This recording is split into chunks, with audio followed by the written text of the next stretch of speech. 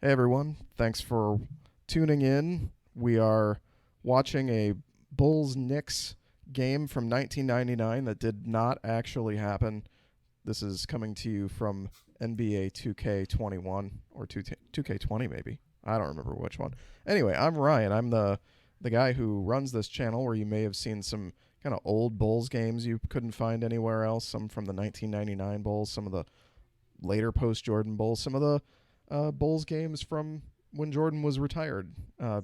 It's kind of my fun little thing that I like watching sometimes is old Bulls games where Jordan wasn't around. It's just fascinating to me. And I've found from posting those videos that it's fascinating to a lot of other YouTubers. And with me to comment on this video game is my friend Sean Sears, who is a producer at 670 The Score in Chicago. Hello, Sean.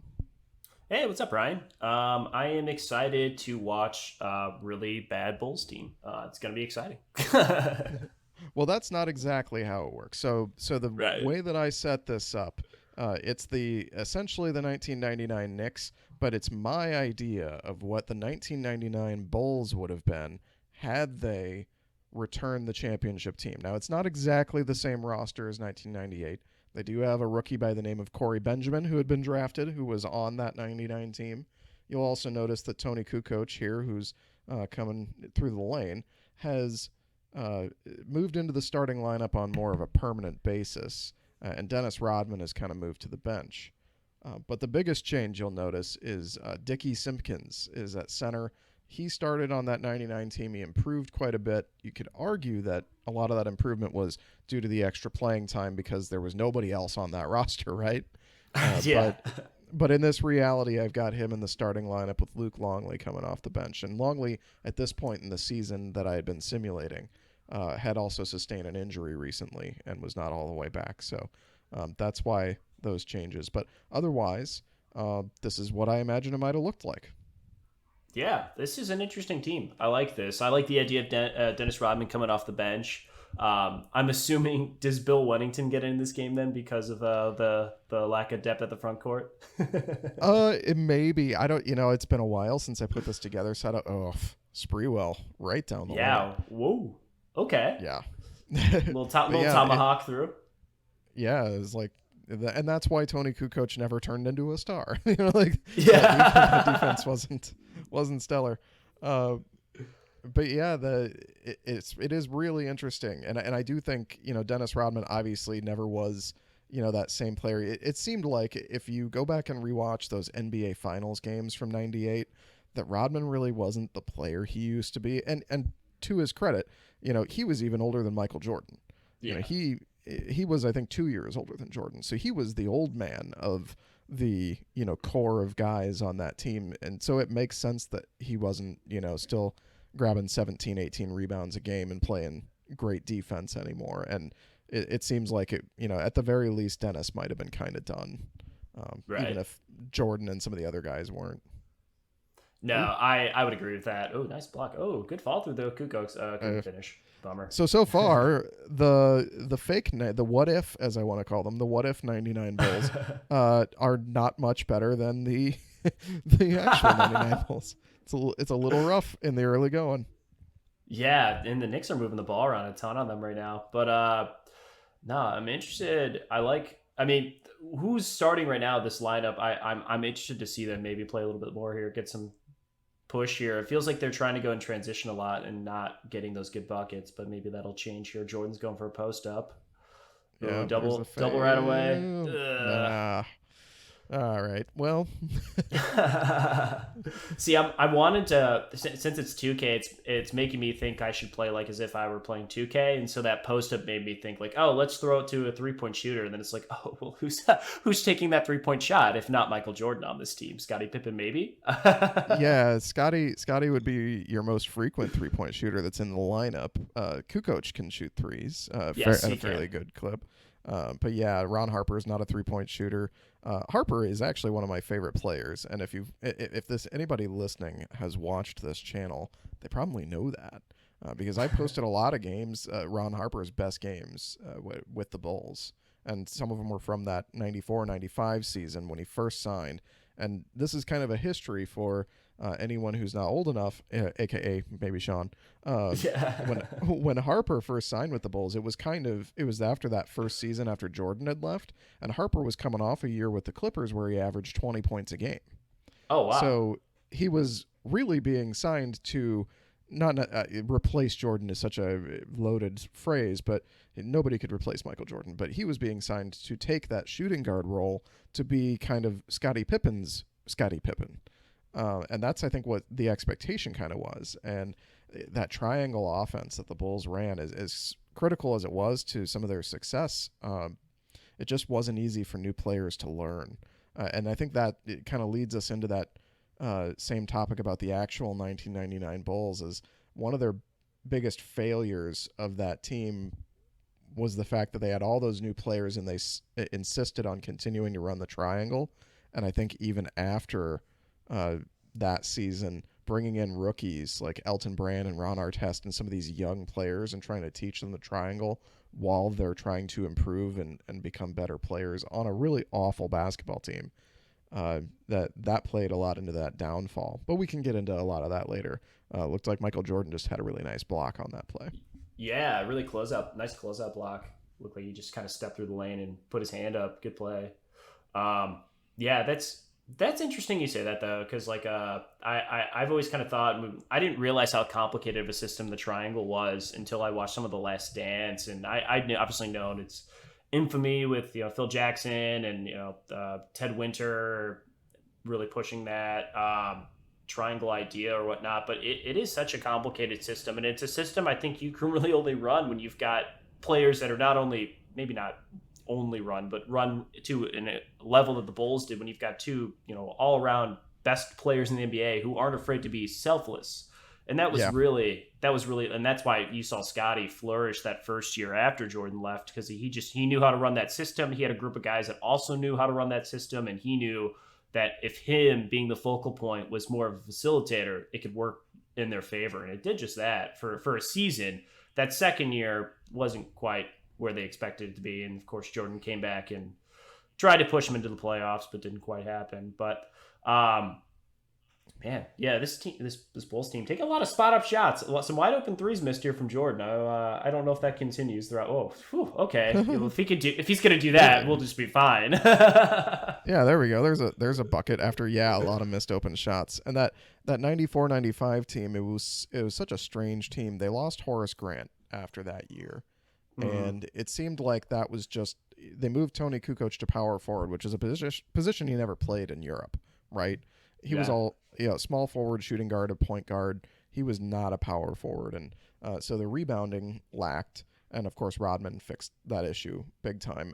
But Ron Harper, I mean, it really looked like, I mean, he, by the time they made the playoffs and were going up against Orlando, Ron Harper was buried at the end of the bench. And that is not the guy you remember from those Bulls runs, right? That's the guy who was in the starting lineup next to Jordan every night, moving the ball, playing defense, and occasionally scoring if they needed him to. I mean, he could still do it if he was called upon, but I think at that point in his career, he just knew he didn't have to. He could win championships by playing defense and playing a role, and so, but at the end of that 95 team. I couldn't imagine it. Going back in time of knowing, being older and being able to analyze the situation now, I'm kind of shocked that they brought him back that next year. I thought Ron Harper, it didn't really look like they were all that invested in him anymore. No, that's such a strange thing to me. And you would think too, after they bring him in with those expectations and he doesn't kind of deliver, you would think then maybe, Jordan returns, right? Yeah, you would think maybe, okay, well, I guess we don't necessarily need this guy. But I guess they probably knew that at the very least, like, you limiting his role, he could be someone with upside in that role, I guess. But yeah, you could have probably found another player to do that. But I guess good for Ron Harper, too, to accept that role, too, especially coming in with a different idea of who he was going to be. And then Jordan shows up. But I'm sure at that point, Michael Jordan shows up and you're like, all right, man, let's go win some titles, right? Yeah, I mean, there's two options. And I should pause to say that the aforementioned Rodman and Longley are in the game along with Steve Kerr and Judd Buechler, who seldom finds his way into Bulls games. Just as a tangent, Judd Buechler is one of the few Bulls who left, who had a really good season that year. He went to the Pistons and saw more playing time and ended up being kind of their 3-point threat that year, which I find interesting. But yeah, and I don't remember where I was originally going with that. So we'll just go on with the game the way it is. Rodman's got the ball. Looks like Randy Brown's in the game and missed 3 from Bushler. Yeah, decent shot though. I did think I was watching a podcast not too long ago. It's called All That Smoke. It's with Steven Jackson and Matt Barnes. And they had some player like trainer on that was talking about how like, you know, there's guys that you go up against one-on-one in games, like when, you know, NBA players step into like a gym at Lifetime Fitness and you realize like this guy maybe is like his role is known for playing like 3-and-D or like, you know, a decent player to like, you know, as a second unit guy, but he'll come into a game and you realize like, oh wait, this guy can still play really good basketball. Like this is still an NBA player. And on top of that, like this is a guy that even though his role is for something in the NBA, like he can still go out there and like one-on-one take some guys on. So I thought it was interesting. He specifically talked about Russ Westbrook as a guy that like in pickup games would just go in and smash dudes just because he could. And that doesn't surprise me at all. But it did make me think like, man, yeah, like as much as I complain about a guy like on current Bulls or at least no longer there now, but like a guy like Denzel Valentine, as annoying as he is to watch play for the Bulls at times, he's probably a really good player off the court. Like there's something that, you know, makes him good. It's just he can't seem to translate that to the NBA. So it's always interesting to see. And a thing that makes me remember that these guys are still good, even if they don't find that role. Right, like you hear the stories. Everyone, you know, if you call for it on Twitter, you'll get people commenting about pickup game legends and guys who are fringe NBA guys just coming and destroying, a pickup game and dominating it. Or right, you know, like the Brian Scalabrinis of the world. Right. There was a segment on one of the, I think it was Boston's, NBA channel. Where Brian Scalabrine did a segment where he was being challenged by other guys to pickup games, and he was just murdering them. I mean, it makes sense, right? Like, if you're good enough to get into NBA games, you're going to be far better than the average YMCA crowd. Right. And even if like your role isn't like if you aren't a Kyrie Irving or something like that, it doesn't mean you don't know how to do that. It just means you're not good enough to do it in the NBA. But like you said, you step on a court in Lifetime, like you're probably leagues better from anyone, you know? So It's funny. I like the Hoodie Mello legends that we heard when he was like thinking about coming out of retirement a couple years ago before he did again and stuff. It's like, yeah, he's probably a somewhat washed player in the NBA right now, but yeah, I'm sure 36-year-old Melo is going to cook some dudes at Lifetime. I should mention I should mention Luke Longley's having a nice little game here. Got the 3-point play and then got that Randy Brown miss. That is the second time Steve Kerr just got blown by. There's another guy who... Yeah, Spreewell's too quick for him. Yeah, there's another guy in 1999. He went to the Spurs and won another championship.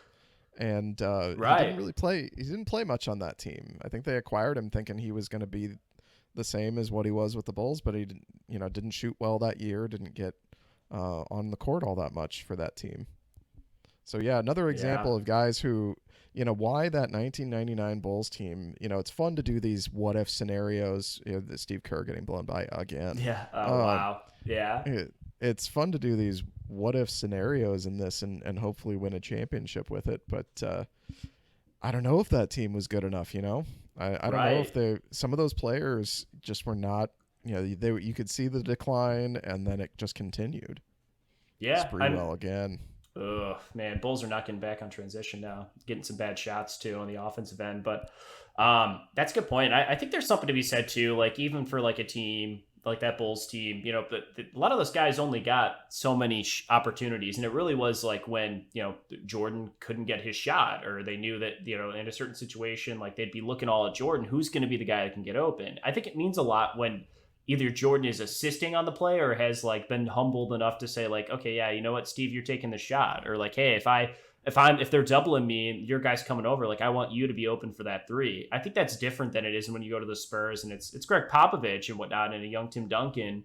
But it's not Michael Jordan. It's different when you've seen a guy who can just literally do whatever he wants on a basketball court, even at ages 37, 38, you know what I mean? Like it does make a difference. And I think that was part of the psyche. Like this Bulls team felt like they were the absolute best, and it all hinged on Michael Jordan. And they saw what happened when he wasn't there. They didn't win championships. So I could see that being somewhat of a factor, but I also think too, like you said it. I mean, like everyone says they should have given this Bulls team another shot.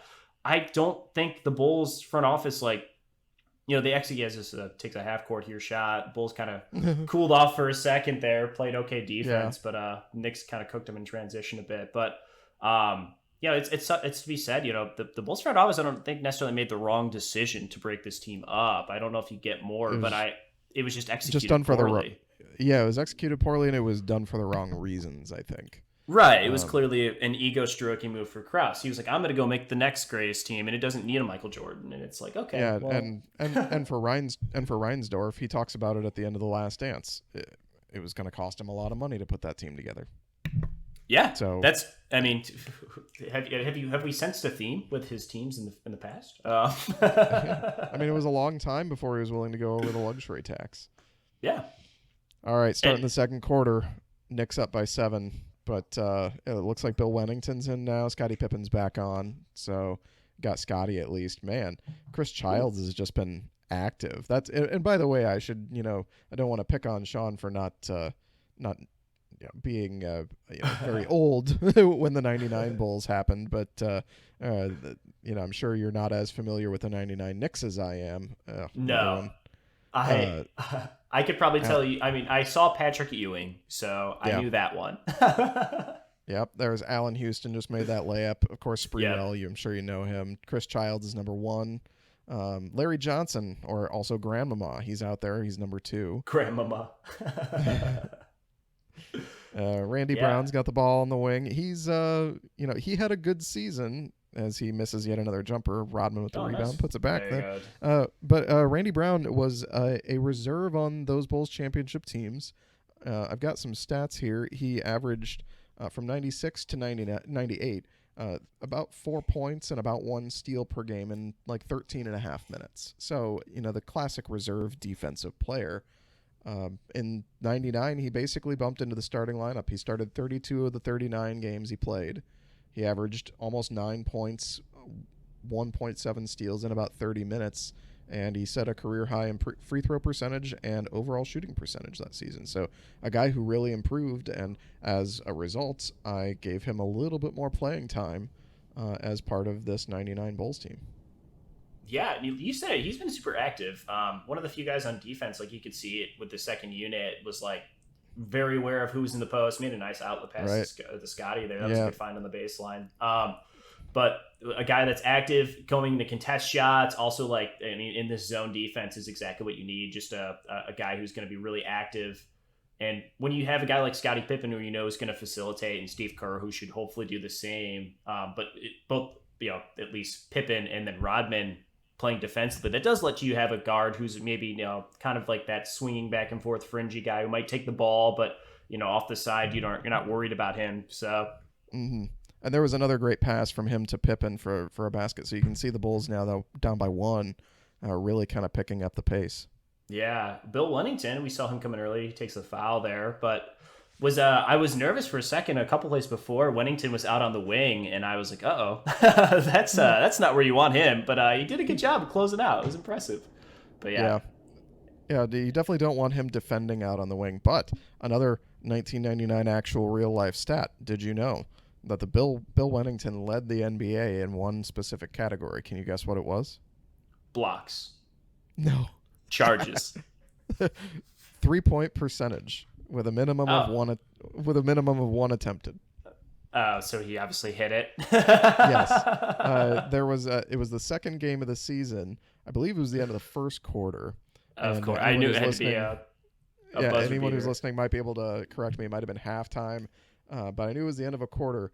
Brent Barry, another 1999 Bulls name, was taking the ball out, and they had just a little bit of time left on the clock, and it was at mid-court, and he rolled the ball down the court, and Bill Wennington picked it up right at the 3-point line, popped and put it up and hit it. Wow. Yeah, what a weird memory to have, but I do recall that very specifically. Bill Wennington with his 3-pointer, and it's not. I don't think it's the only one he made in the Bulls uniform. He was quite a good jump shooter, but as you said, out on the wing on defense, not where you want him. No, no, definitely not. MJ or back on the or court running here. or Yeah. running back to stop Patrick Ewing. Yeah, definitely not where you want Wennington there. Oh boy. But yeah, Yeah, Bulls breaking out here a little bit. Kukok's nice play. Up yeah, and under. Kukoc. Yeah, it looks like they've got into a nice rhythm, kind of running with the ball, playing defense and running, and that was often how they got points when they blew teams away during the regular season, the Mm-hmm. championship bowls. A lot of the times, if the Bulls would end up with a 30-point victory over the Atlanta Hawks or the Clippers. It was because they were doing exactly this. They were clamping down on defense and then using that to run out and just, bury you. Here Harper with a long rebound, and here they come. Yeah, and that was a really good. Wow, Nice. Kukok's. Yeah. Uh, that was a really good defensive set too. Even with the zone, you could see Kukok's came back to help on the post. They swung it back out, and Harper correctly rotated, and Kukok's went and found his guy in the corner. Those are things that the current Bulls team was absolutely atrocious at these last couple of years. So hopefully, maybe this year we might see better rotations with Donovan having some more defensive stout guys, but. Yeah, you see it here. Some rebounding, slowing things down a little bit. He's looking for his guard. Now they're going to pick it up. Scottie, yeah, you found it. Ooh, yeah. That's okay. Open shot. He had Michael open, but we'll deal with it. Oh, Ooh, Harper. Tic-tacky. Harper If really bad. it's Yeah. if that isn't if that isn't Childs, that probably isn't called. But but yeah, okay. Or at least Simpkins is the starter, and who was coming in for him? Oh, Buechler. He's back in. Yeah. And Judd Buechler back in. Looks like for Scottie, and then Ron Harper moving down to the point guard. That was another little subtle change I made at this point in this season that I was doing. I moved Scottie to the point guard and Ron Harper to the small forward just because, Harper was, not the best ball handler, and I just, at least at this stage. So I thought Scottie was a better option for that. Allowed Harper to, just focus on playing defense and less about ball handling. Just a little minor change that I made aesthetically. But we should probably talk about this 99 Knicks team because the other interesting part of the what if is if everything else stays mostly the same, but you return the Bulls in the Eastern Conference and assuming the Bulls make the playoffs, the Knicks, who went to the NBA Finals, they were the 8th seed. So if the Bulls come back, it's kind of an ipso facto, the Knicks don't even make the playoffs. Yeah, because obviously the Bulls would sit on top of everyone else. You assume, right?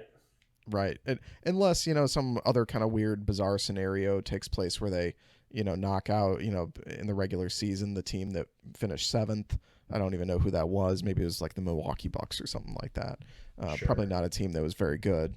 If they find their way to the 8th seed against the Bulls, you could have been talking about that 99 Knicks team in the first round against the champion Bulls.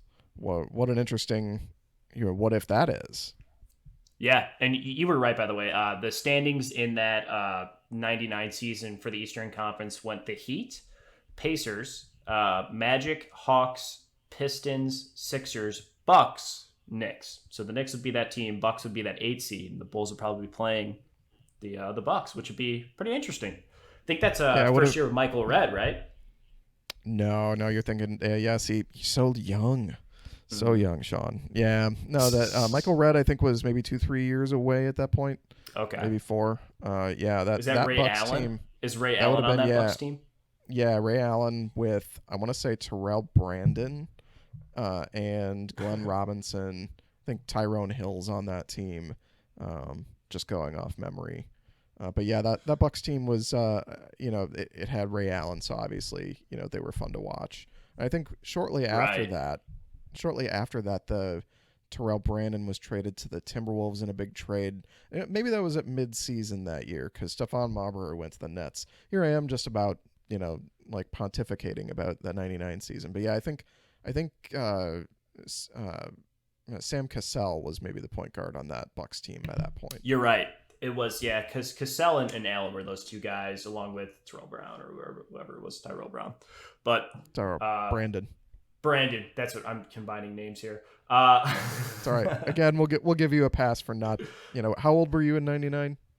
I was 6, turning 7. Yeah, we'll give you a pass on not remembering Terrell Brandon.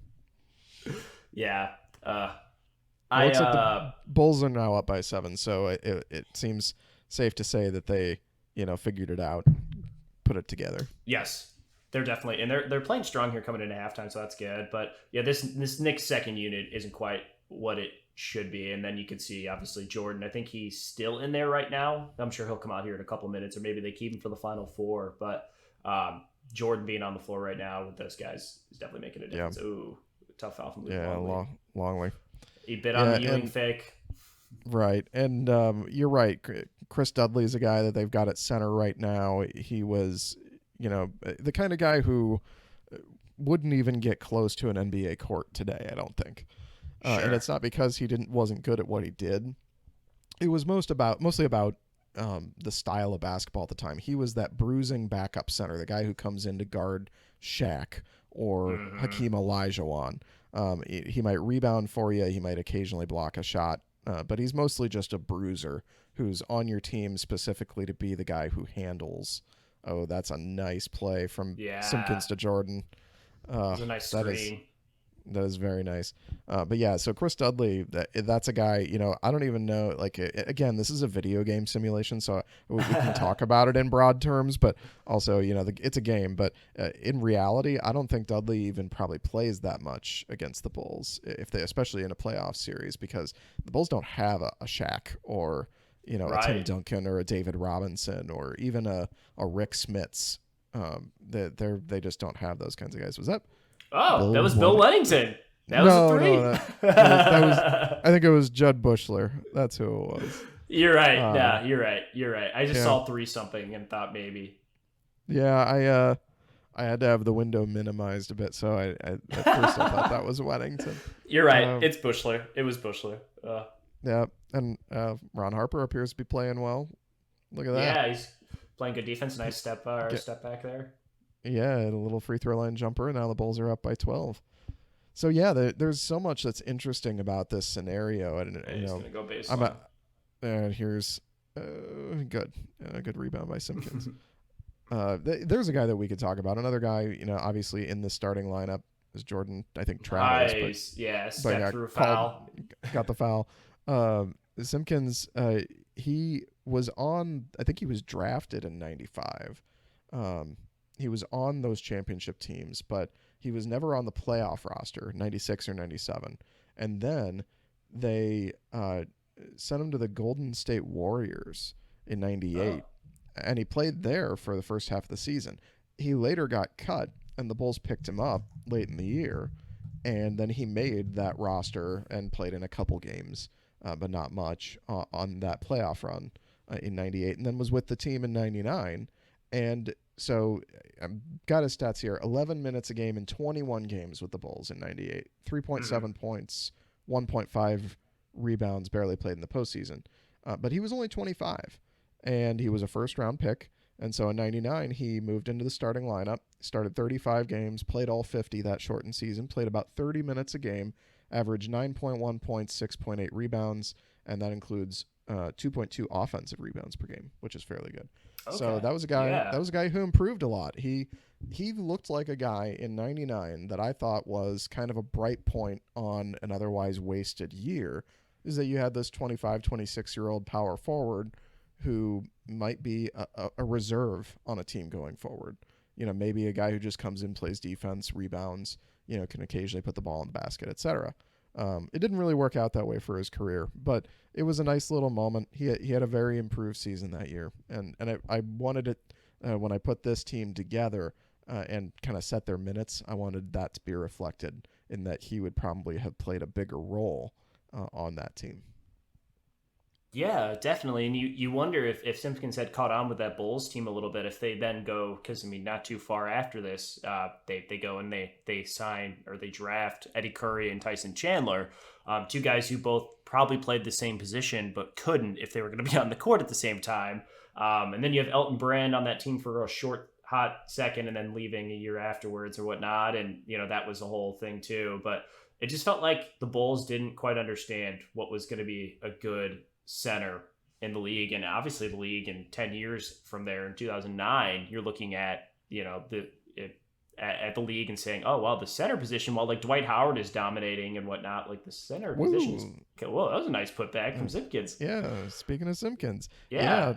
Yeah, but yeah, the center position really has evolved a lot in the NBA. Mm-hmm. And I would say that and point guard probably the most have changed over the course of maybe the last 10 to 20 years.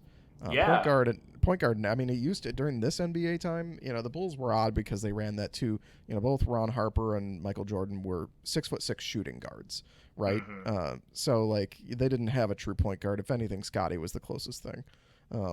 But most teams, they had John Stockton was more the mold.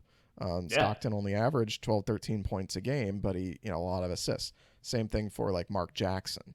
There was a guy who was a classic point guard from that era. Yeah. Still could score a little bit when you needed him to, but he was more likely to give you 12 points a game with his 10, 11 assists. But that's not the case anymore. The NBA point guard position is a scoring position now. So it's just another way the game has changed. Ooh, bad turnover by Jordan. Yeah. He got doubled by the center there and tried to throw baseline and missed him. But yeah, no, that it really isn't this. And now, I mean, what you look at with the center and especially the point guard position too, as well. Like a lot of those guys, like the centers facilitate now more than Nikola Jokic is the type of guy teams want now at their center position. That almost that Right. stretch five that can assist or. Joakim Noah in his heyday, that year he won Defensive Player of the Year, or whatnot. Possibly Nikola Vucevic.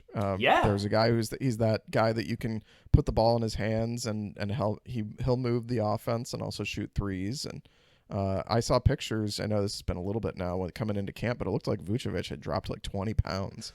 He looks lean. I know we're kind of dating ourselves on when this is being recorded, which is probably a bad idea, but. Man, upcoming NBA season, probably 6 months from now, people are going to be laughing at me saying this, but I think Vucevic is going to be the guy on the Bulls team who's going to have that big year. Yeah, I think so too. I'm interested. One guy I really, as we go to halftime here, one guy I'm really excited to watch on that Bulls team is DeMar DeRozan. I know a lot of people were kind of saying, "Oh, this signing doesn't make sense. I don't really get what's going on. Why are they doing this sort of thing?" And then, now. Yeah, I look at this team and I say this guy could probably be.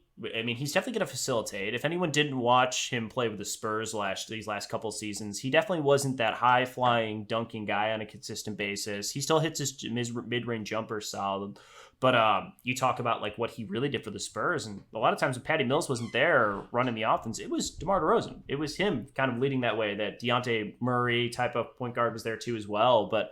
I think it's going to be a lot of fun when you kind of invert the offense a little bit and let a guy like Vucevic all of a sudden shoot and let a guy like Zach LaVine maybe post up or find ways to cut to the basket or even Lonzo Ball, an improved 3-point shooter. So I'm excited to see what guys like DeMar DeRozan and Vucevic bring you because they can kind of flip that offensive script a little bit and that'll be fun. But here's Harper coming up here. Yeah, I agree. Ooh, baseline. Nice help defense there. Was that Luke Longley? Yeah, looks like Longley's still out on the court, so maybe they're starting out with him taking that center position as they bring it up, and Knicks bring it up. I was watching the guy on that bike while you were talking at halftime. What's your favorite Bulls halftime act? Ooh, I went to a game one time where they had it was like one of those magicians that like changes his outfit and his like assistant's outfit a bunch with just like two like little like it's like shower curtains they've put in the middle of the court, and I remember watching that and just being like, how is this happening? But anytime they can bring the lady with the plates or the bowls that she like balances them and throws them on her head and stuff. That's mine. That's Red Panda. Yes, exactly. That's must-watch TV. Like the Bulls were garbage, but if I knew she was on at halftime, I might record the game and go back and watch it. Yeah. So yeah, that's probably my favorite. I went to a game once where they had some sort of like tribute band. I don't know how else to say it. They did like a walk through a certain era of music. And that it was like seeing a concert where they just kind of moved song to song super fast, like did a medley. It was actually kind of an entertaining thing. I think it was like, it wasn't like Motown, but I think it was that era of music. If that makes sense.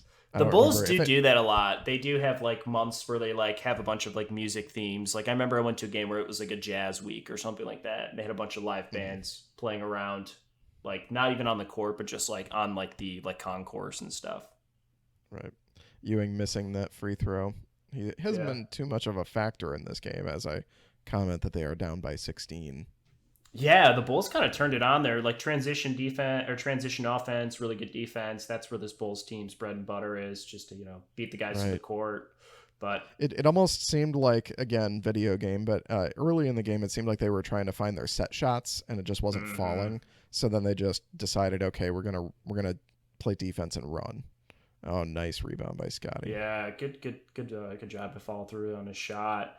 It looked like he maybe had Kukoc there on the baseline for a moment, but it looked like his guy was pretty much on his hip. So smart play by Scotty just to go up with it. Yeah.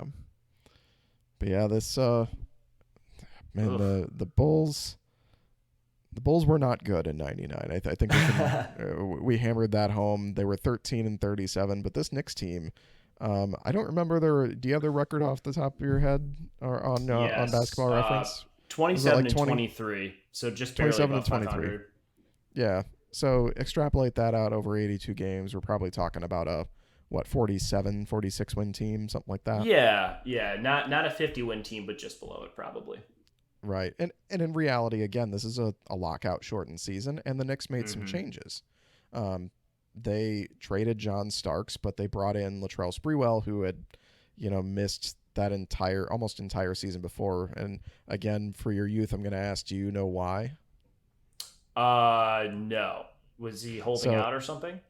no, PJ Carlissimo was the coach of the Golden State Oh. Warriors, and they had a dispute, I think, in practice, and Latrell Sprewell choked him. Oh, okay. I've heard this story before. Okay. So he got suspended for the rest of the year, and then Ewing, nice on the baseline. Yeah. No one came to But step yeah, in front of him. in the off season, basically the Warriors were trying to give him away because nobody wanted a guy who choked his coach, right? Sure. So at that point he had a very bad reputation. Ooh, Scotty for three, Nice. Wide open too. open, yeah, opening up a 20-point lead now. So it's kind of a blowout. This is where we really should have gotten into all these stories. But yeah, so the Knicks trade for Sprewell, and man, off the top of my head, it was John Starks and like a couple reserve. I think like a guy like Terry Cummings, who had been around the league forever, and Chris Mills. I don't have that in my notes, so somebody commenting will probably tell me how stupid I am. But that's Sure. basically what it was. It wasn't, and Starks was at the end of his career, so it was just matching salary. I'm sure, just role Mm-hmm. players, and they got Sprewell, and then they also got Marcus Camby, who I have not seen in this game, and will assume he is injured. But Marcus Camby, they got another guy. Part of the Toronto Raptors. They thought he was going to be part of the future. He was a lottery pick, had a great rookie year, and then he ended up getting traded for an aging Charles Oakley. So the Knicks really added some talent to this team. It was a lockout shortened year, and I'm sure if they had played 82 games, they may have ended up with a much better record because they may have started to gel toward the end of the year. Right. The talent suggests otherwise. Just looking at their lineup, that they would have played a little bit better. But yeah, Marcus can be a guy that didn't catch on with Toronto like they thought. Came over to the Knicks, and then they also eventually I remember him playing really well with the Nuggets and with Melo in '03. Mm-hmm. So a Yeah. couple of years got himself to Denver, and that was really kind of where he figured things out to some extent. At least became more of a household name. I knew who he was after that. Right. um, And there were your but yeah, standings in this simulation season, by the way. Bulls are at the yeah. top at 30-3. The Heat are right there. The Knicks 20-10. So the game is recognizing their talent over where they actually were at this Cool. point. Very nice dunk by Grandmama. But Yeah, yeah, Larry Johnson so threw that down. so in this alternate universe, the Knicks are. Ooh, Oh, what a nice crossover by Jordan. Uh, and he's got 29. Wow, quite an yeah, impressive. He's a quietly very almost 30. yeah, a very quiet 29 points in the first like half of the game plus 5 minutes. Yeah. But but yeah, this Knicks team, really interesting. I actually rooted for them in the postseason. Oh, really? I really liked Allen Houston at the time. and I was feeling a lot of Bulls withdrawal, and that Knicks team, I rooted for them. I was hoping they would win. I like a good underdog story. Sure.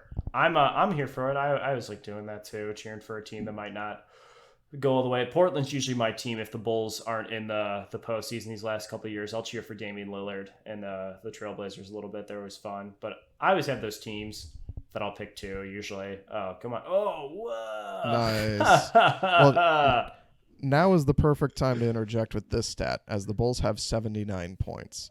The Knicks and Bulls played for real in 1999 3 times.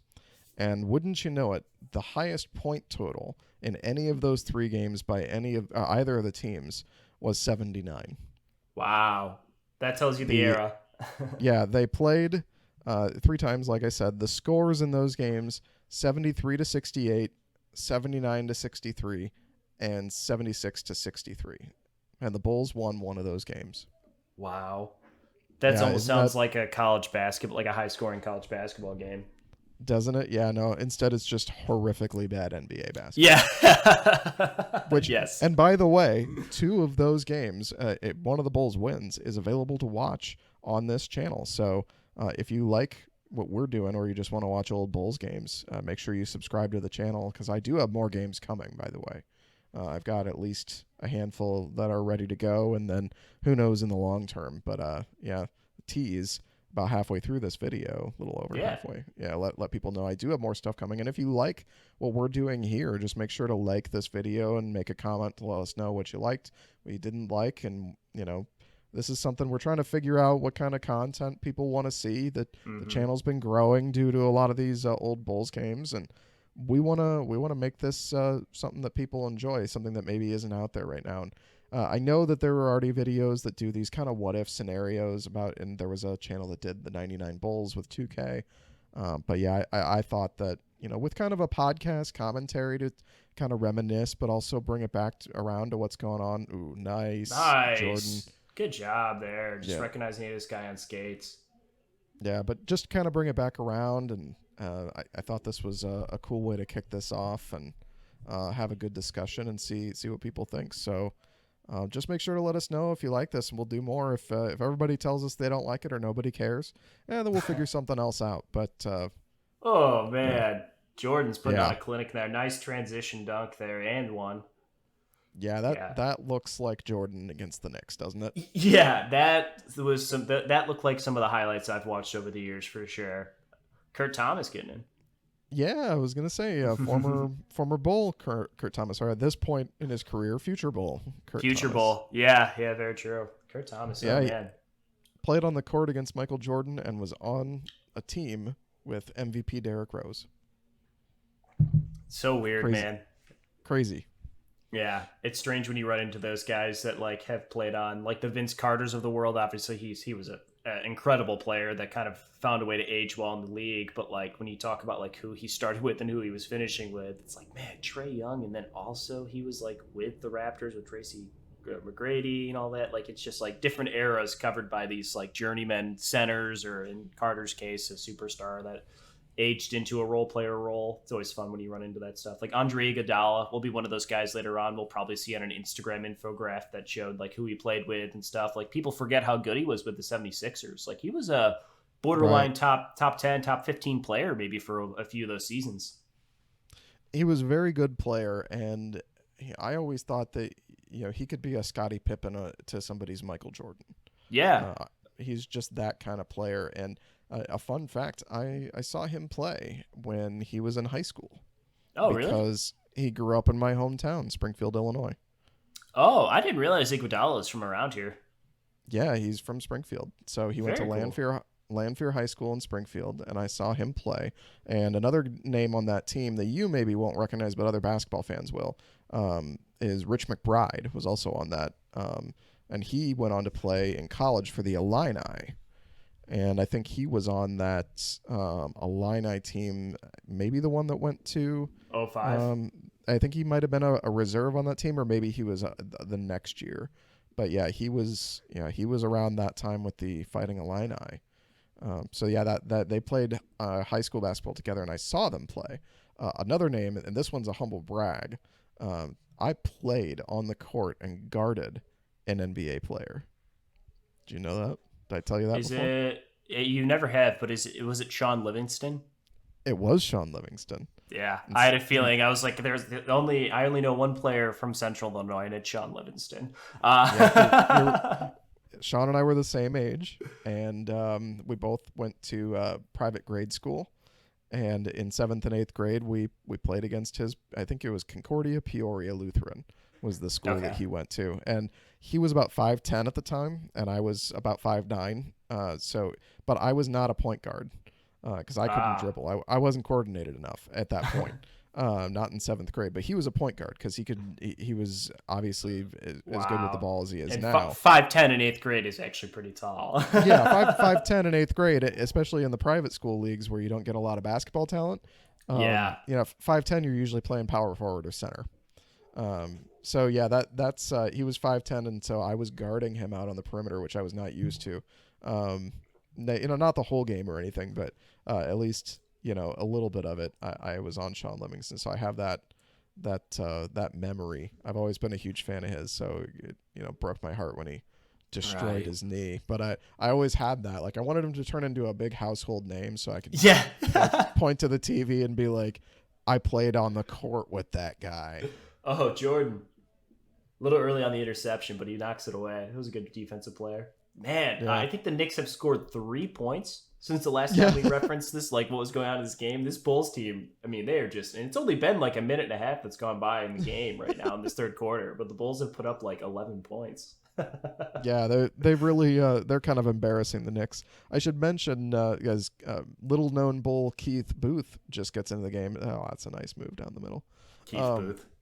Yeah, Keith Booth, he's in the game, number 22 for the Bulls. He was on that 98 team. He was their first round pick rookie that year, and he was a guy that I think I think he went to Maryland. Nice by Jordan. Man, he is Good just tearing job. them up.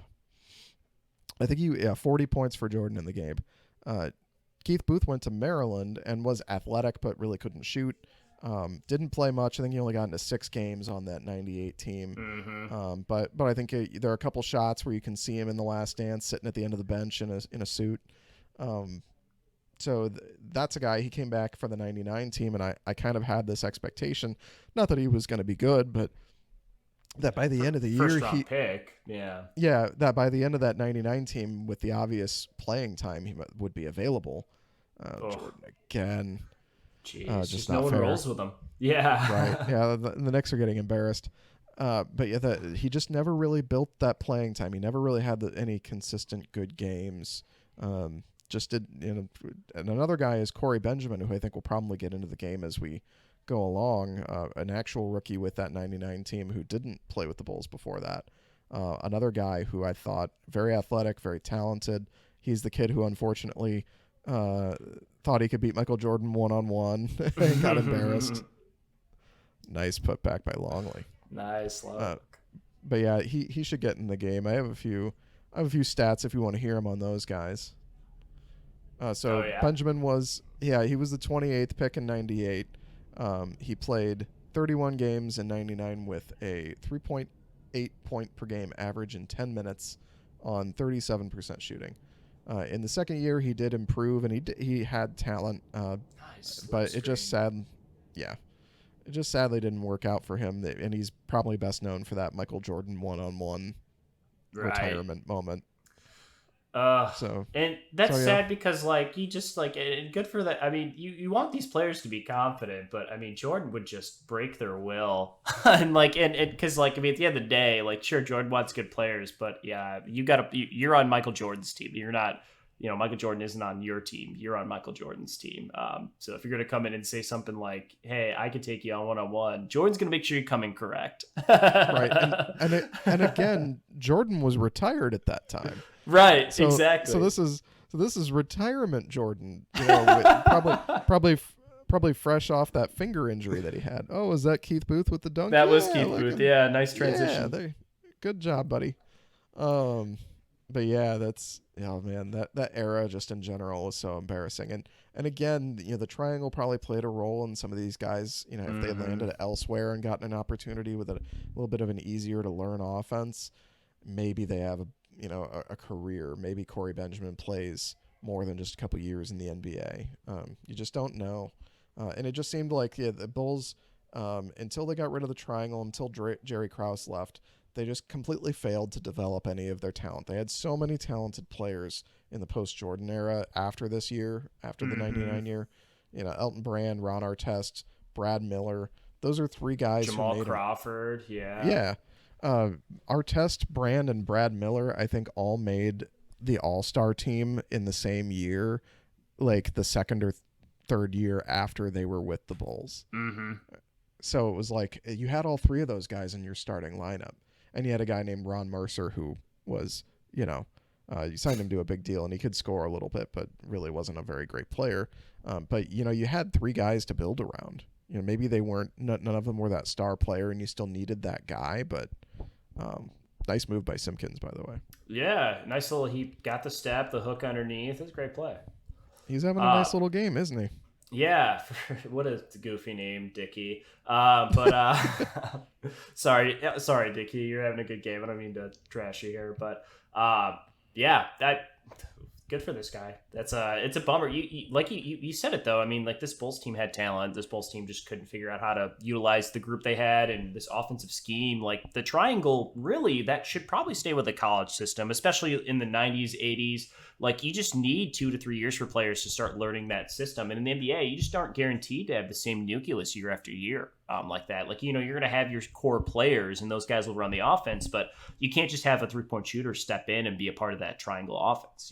They don't know where their spacing is. They don't understand where the ball movement's going to go. You can't just have a stationary guy out there. Like, it needs to be constantly flowing and moving, and it just takes a while to learn. Like, it really is, it's rapport. It's like the same stuff you talk about with like NFL wide receivers and things. Like, guys miss people by a hair or whatever just because, like, they know generally where that player should be, but they don't know where that specific player is going to be on the court all the time. Same thing with this. Right. So it's just tough to, you really just need to have people that are immersed in it and buying in. And, the moment it doesn't start working, players are going to immediately push away from it, especially if they've never played in a system like this before. So you can't get young guys to buy in like that.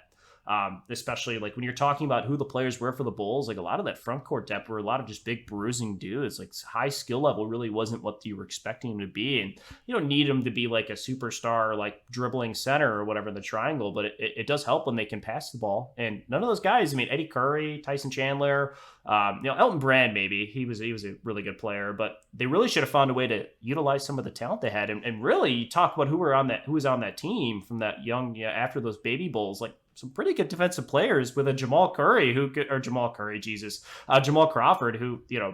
ends up and still is like one of the best 6-man scoring guys off the bench now. Like, you had talent. It's frustrating. Right. Yeah. They had guys who had good careers. And they weren't all there at the same time, but right. Ron Artest was a defensive player of the year. He won NBA championships with the Lakers, found a role, playing next to Kobe. Elton Brand had a really great career and was, improving quite a bit until he hurt his knee and then took a step back. Mm-hmm. And there was Corey Benjamin making the drive to the basket there. But they had some guys. Brad Miller had a pretty good career. He only played a couple early years with the Bulls. He showed flashes. He looked like a good player. He looked like the player he turned into, I think. Yeah, and then they obviously got him back like 7 years later with Rose and John Salmons and that team. Right on the end of his career, which was still cool. But yeah, that's a guy. You just wish they could have figured out how to put together an actual team as Buechler misses a three. Right. It seemed like Jerry Krause had an eye for talent, but he underestimated some of those other aspects. Coaching, very important. Having the right system for the players, very important. It doesn't seem like Krause was more about, oh, this guy's talented, I'm going to draft him. So you get Corey Benjamin. But, how do you develop Corey Benjamin? Well, Jerry Krause didn't know how to do that. And, he inherited Michael Jordan. So it wasn't, like he had to develop and find Michael Jordan. He already had him when he signed. So, yeah, it was just one of those things that, Jerry Krause thought he was, outsmarting everybody when in reality he just wasn't listening to anybody.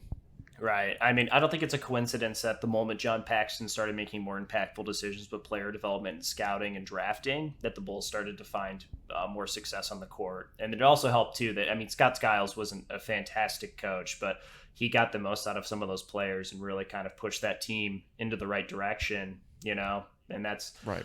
that's where, I mean, we have a couple of years of Vinny Del Negro, which we're just like, oh, how many screen and rolls can we run with Derrick Rose? Are we going to screen every play? Mm-hmm. Okay, perfect. And then obviously Tibbs comes in, gets the most out of some players from a couple different coaches, holds out, and, you know, that's the difference there. But yeah, I think it was pretty clear. Krause had an idea of who was good, but not maybe who was good for the Bulls. Right. So a few other things I wanted to bring up. Since you are a bit younger than me, I'm 35, so I have a pretty good memory of the late 90s Bulls and the early 2000s. What are your earliest memories of being a Bulls fan? I remember watching some of the rallies on TV. That's really what I remember them winning, like the 90. I remember the 96 trophy presentation in Grant Park. I remember some of the Jordan games. I remember watching a lot of the 98 finals. I remember my mom sitting me down and be like, we might not be able to get to see Michael Jordan again. And at that point, my room is covered in Michael Jordan posters. I've got Bulls wallpaper on my walls. I've got my laundry hamper is a basketball hoop with a Bulls emblem on the back of it on the backboard. Like, I am very much, I love Michael Jordan, but I could not tell you who was on this team besides Michael Jordan, Scottie Pippen, and Dennis Rodman. But yeah. that was I remember watching that final run a lot. I remember a lot of those games. I remember being in love with the black pinstripe jerseys and wanting one so bad. Oh yeah, I love those too, and apparently Jordan hated them. And that's what that always made me sad when I found that out. I was like, I love those jerseys. I thought they were so cool. I guess, and Steve Kerr didn't like him either. I think the explanation. Oh, there's the classic Larry Johnson as he's down by 20 points here. Yeah, flashing signs of the fans. Yep. Yeah. I think Steve Kerr once explained that it was just an uncomfortable material. So in that 98 season, I think it was Jordan. Yeah, somebody lost a bet with Jordan, classic, right? Yeah. Where they got rid of the pinstripes and went to just a plain black Bulls alternate jersey. Yeah, which I don't mind those either, too. But I don't know. There's been some interesting Bulls jerseys over the last couple of years that Adidas had the jerseys before they switched to Nike. I wasn't a huge fan of like the sleeves, and the Bulls had these like gray jerseys they would wear from time to time, just stupid. But yeah, we don't need to get into dumb jerseys. But no, how about a good one? What's your favorite Bulls jersey? Because mine is the classic red and white home jersey that has Chicago in cursive. The cursive writing, those are cool. I'm annoyed that they haven't found a better way to utilize those jerseys yet. I know they did put the cursive writing on the first iteration of their city jerseys, and I actually think those still at the moment are probably their best ones yet. Those like white and Chicago flag colored ones, but I like those a lot. I am partial to.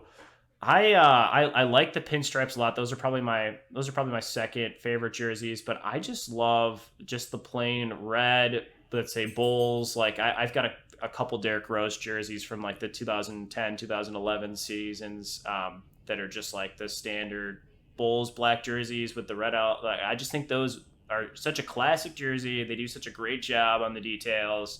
I think that's finally when they have if you notice on the back of the current Bulls jerseys right now, it's just red lettering with their names and the numbers. They've kindly got like the details matching the front and the back. That always bothers me. The actual like design they have on the outside on like the collar of their jerseys and on their shorts like match correctly for once. It finally looked like a put together jersey, because it feels like even now I look at these and it just looks like, you know, what you'd expect the 90s jerseys to look, pretty plain with like, you know, just lettering on it. So it was the details that kind of like put together a jersey that was really good. It made it even better. But the shorts too. I mean, I think the Bulls have the cool shorts in the NBA. I just love the way they have that logo on them. Yeah. When I was younger, I had a pair of, not like the nice kind of Bulls shorts, but they were like the lower tier Bulls athletic shorts, but they were the black and red. Oh, and I also had a black and red Ron Harper jersey. Again, the press with the press on stuff, not the letters or anything. And I also had a black and red Rodman jersey. So When I That's was a cool. kid, I would wear those when I would play basketball. And Oh one year yeah. for Halloween, I put like um, one of those wigs, like the rainbow clown wig. Yeah. I put one of those on and wore my Rodman stuff and drew with a pen, drew tattoos on my arms and went trick or treating. That's awesome. Yeah. I went one year. This was in college. I couldn't. I had to go to a Halloween party, and I couldn't think of something to wear. So I had a Kirk Heinrich jersey. So I just literally put a Kirk Heinrich jersey on, and I went as Kirk Heinrich. And people were like, "Oh, this is actually a good jersey." It's like, no, we're both just white kids with brown hair. That's funny. Yeah. See, little surprised Jordan's still on the floor with 21-point lead, little under Where's 4 he minutes. at? I think he's got something close to 40 right now. Maybe he's trying to go for a 50 piece here. Yeah, Um, he might be going for 50. That wouldn't surprise me. I think if I had to guess, I'd say he's got about 44. Yeah, I know it's about we were definitely in the low 40s. I feel like at this point, but Yeah, look at Jordan. Yeah, Look at Jordan's Jordan like, come on, falling for the man, get out ball. of the post, get out of the paint. I'm here. Baseline, double team, doesn't matter. Yeah, there it is. Jordan. Yeah, he's definitely got an eye on a certain number, doesn't he? Yeah, telling Longley get out of the lane, even though he's driving on his man. Quit backing down your man. Give me the ball. Simpkins with the foul. Yeah, 3 fouls though through this game. Pretty good defense. Knicks have definitely scored a little bit more with the Bulls playing. Some of them were reserves, but yeah, this is a dominating performance from the Bulls for sure. And Ewing padding his stats here at the end. Yeah, they're almost gonna not to throw Jordan completely under the bus. Ewing's doing it too.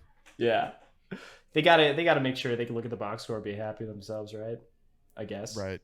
Oh, Yeah, boy. maybe Jordan's saying as long as Ewing's on the floor, I'm going to keep. Yeah, we're going for it. Oh man, that would be a very Jordan attitude to have. Like, I'm not going to the bench until he goes to the bench. right. I guess by Allen Houston. Coming out of this 99 season and like after you witnessed this, was there anyone on this team you looked at and thought like, okay, maybe they can build around this guy, or were you just kind of like, all right, let's see what this team looks like in a few years? Yeah, no, the 99 team, and there's Jordan 52 is what he's got. I thought that Tony Kukoc was a guy you were going to build around. And I thought it fit perfectly when they drafted Elton Brand and Ron Artest that Tony Kukoc could be what you thought Tony Kukoc was, when he first came over from Europe. Kind of run that point, sort of be the point forward, pass, score, shoot threes, be a mentor. That's kind of what I thought Kukoc was going to be going forward. And I thought they were going to eventually, that he might play 3 or 4 more years than he did with the Bulls, and then eventually kind of transition to a bench role again and, kind of play out. I thought that they were committed to him. And that was partially because Jerry Krause was such a Kukoc guy that I thought that that's what they were going to do. They were going to build around Tony like he had kind of always wanted to. And they were going to bring in these rookies that played well, and they were going to develop a team, around Kukoc as the core got younger. That's what I thought the plan was. And then, again, I was just a kid. I was surprised when they ended up trading Kukoc for what ultimately turned into the pick that they got to get Jamal Crawford. So they traded him, and they got something for him. But that did surprise me. I thought among that entire 99 roster, I thought Kukoc was a guy that you were going to keep going forward. And I thought Simpkins might be a power forward on the bench for you. And I thought Randy Brown was a quality defender coming off the bench that you might build around as a role player again. But it didn't really work out for him because they just weren't able to ever build an actual good team. What a weird time out here from the Knicks. They Pippen just had a behind the back dish to Simpkin, who then faked one way, went to the key and got got the ball, and they called a timeout despite them being down 18. Right. As we see here, the player of the game, in case anyone was curious, Michael Jordan. Yeah, but a lot of passes here. You got that Keith Booth dunk highlight. Yeah. Jordan posting up. He's posted up quite a bit in this game. He did. Yeah, he was definitely the Bulls were definitely utilizing him against their smaller guards the Knicks had. That was smart there. Okay, here come the reserves. I see Longley out there. I see Booth. I see Benjamin, Steve Kerr, maybe Bill Wennington. Yeah, Bill Wennington there's your. in the human cigar stage of his career at this point. But yeah, well, I guess as we wind down to a minute, I'd say if you stuck through with us at this entire time, wow, thanks. That Yeah, seriously. congratulations.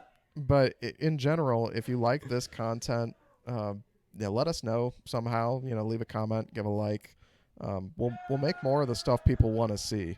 And so if this is what people want to see, we'll put on an old game from a different era and we'll talk about it. And that, in this case, it was a fake 99 Bulls versus the pretty much actual 99 Knicks who went to the NBA Finals, and looks like the Bulls are going to pull off a pretty sizable victory. But maybe next time we do, well, what if Derrick Rose makes it healthy through the 2012 playoffs? Oh, I'd like to see that, or I or would definitely. 2011 Bulls with Derrick Rose if they had beaten the Miami Heat. I was thinking about a 2011 versus the Mavericks in the NBA Finals. Or what if Tracy McGrady and Tim Duncan do sign with the 2001 Bulls, who already had Elton Brand and Ron Artest? So there are a lot of options of things we could do. We could even we're both baseball guys, so I thought about what about the 2003 Cubs in the World Series against the Yankees? Oh yeah, I would. A lot of cool ideas. I'm very much up for the what ifs here, especially as we drift away from a pretty crappy Cub season. So Right, but yeah, either way, there's a lot of eras of basketball and baseball that we could put together a what if and have a conversation and kind of like we did on this one, a little nostalgia, a little current stuff. I'm excited about the upcoming Bull season. A few ideas I have I'll throw out there. I was thinking maybe people would be interested in seeing us do the same kind of commentary, only on little highlight videos from Bulls games. If that's something people think would be cool, I mean, I don't see why not. Maybe it's just they don't want to hear us do it, but that's an idea. Yeah, I would be down for that. 10 seconds so if here that's, we tick down. Yeah, the Knicks are just going to dribble it out, it seems. But Bulls a 20-point win, 128-108. Sean, thank you for joining me in this. And again, if you're watching and you like this or you have other ideas about how to make it better, just leave a constructive comment and we'll do our best. Thanks for watching, everybody.